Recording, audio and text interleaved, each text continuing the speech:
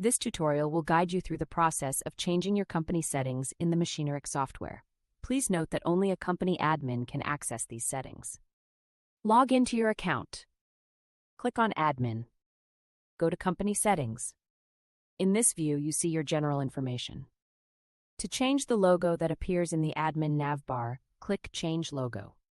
Here, you can modify your brand colors to manage the appearance of your admin account. In the General section, you can modify your company name, registration number, and VAT number. In the following section, you can update your office address. Please provide the information as accurately as possible, including the longitude and latitude, so that we can display a map widget of your office address on your website. Scroll down and you can also add your opening hours. In the Currency section, you can set your default currency and add additional currencies.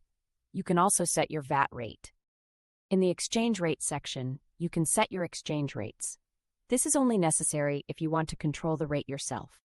If you do not want to monitor the exchange rate yourself, then adding additional currencies is also not necessary. If you maintain only one currency, the sales channels will automatically convert the prices or utilize our daily exchange rate. In the Contact Information section, you may include your website URL if you have one outside of Machineric, and provide your company email, phone number, and primary contact. In addition to your general company information, you can manage sales locations.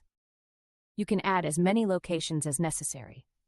Similar to your office address, if you provide complete information including longitude and latitude, your Machineric website will display the map widget for these sales locations. To remove a sales location, click the trash can icon here. To add more locations, scroll to the bottom and click Add More. Once you are done, make sure to click Save. You now know how to manage your company settings in Machineric. Thank you for watching.